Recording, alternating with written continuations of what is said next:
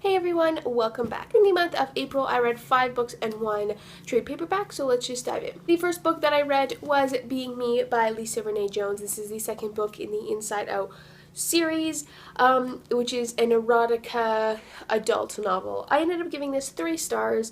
I didn't like it as much as I wanted to. The reason I picked up this series is I really liked the mystery component to it. And if you don't know what this is about, it's about this woman who receives this storage locker and she finds a bunch of sort of erotic journals in there and she starts reading them, but the erotic journals turn like deadly and she's trying to figure out who this woman is, where she works, etc.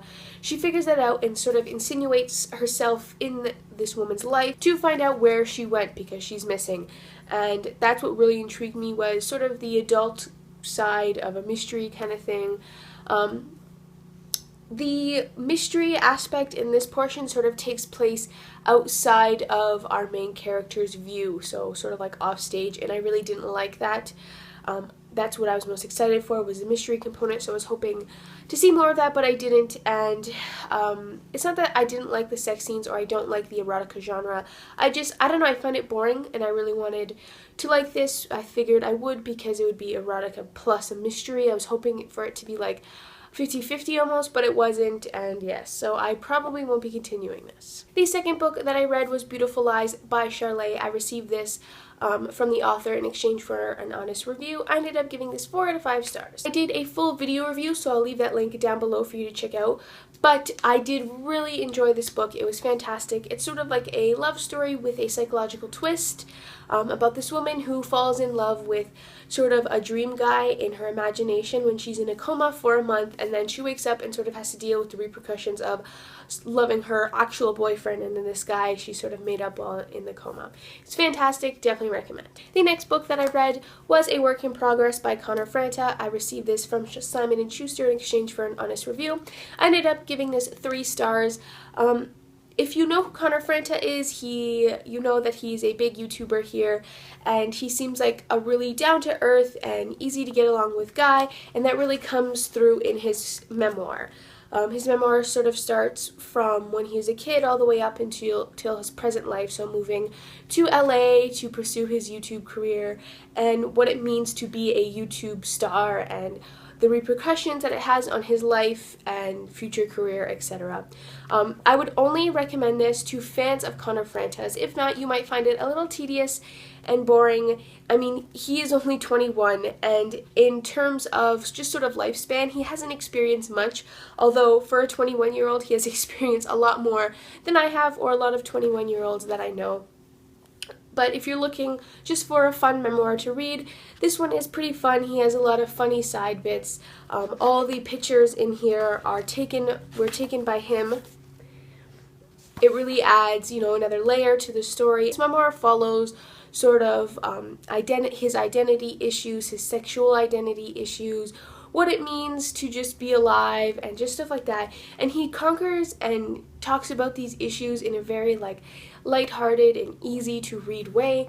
So yes, I would really only recommend this for fans of his. Fourth book that I read this month was a book that I have been just dying to read, and I only started reading it because I finished my exams for university, so I wanted just to read it and just almost binge read it. But either way, anyways, I'm talking about A Dance with Dragons by George R. R. Martin. I bought this a while ago and I promised myself I would read it when I finished my last semester of university, and I did. This book has put me into a reading slump / a book hangover / anything to do with other books just sounds not as interesting as it should be because of this book. I gave it a 5 out of 5 stars if that hasn't come across yet, but I would recommend this series tenfold to anyone who hasn't read it. George R. R. Martin is an absolute genius. Anyone who says otherwise is crazy because he is just so talented. The story that he weaves, the characters that he weaves are just so intricate and interesting, and he is just an absolute genius. This book put me in a book hangover like no other. All I've been doing is watching fan theories, reading about them, watching them on YouTube, watching George R. R. Martin interviews, just trying to get my hands on any sort of material from this book because it was just so fantastic. Definitely go read it if you haven't. The last book that I read this month was After We Collided by Todd. I ended up giving this a 4 out of 5 stars. I really enjoyed it. Tessa and Hardin's relationship is just so dysfunctional and unhealthy that it just draws me in every time. Once again, there was moments where I wanted to just slap Tessa because she was being so stupid. I would only recommend this to people who have an open mind about these sort of relationships. If you have even the tiniest bit of reservation about reading about an abusive relationship like this, I would steer you away from it. But overall, it was a pretty good read. The only trade paperback that I read this month was Low, published by Image Comics by Reg Amir and Tocchini, I think it is. This is a post-apocalyptic comic about a world where the sun's radiation has destroyed it and everyone has fled under the sea to survive in sort of these ocean stations. This wasn't what I thought it would be, but it was still a great read. I give it a 4 out of 5 stars, and I was just figuring it to be they're fighting to get to a new place to live, sort of etc. But that is the end goal of this comic, but not what happens in the first volume. There's a lot of things that happen in here that are just crazy and you're not expecting, and it was a great read. The artwork is absolutely beautiful and fantastic. I know the comics are only released sporadically, so whenever they're finished with each issue, so it's not like a big commitment. You have to get it each month.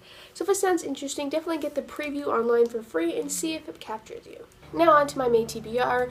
I am currently reading World After by Susan E. in preparation for End of Days, which comes out sometime next week. So excited. I'm about 117 pages in, almost halfway. It's awesome.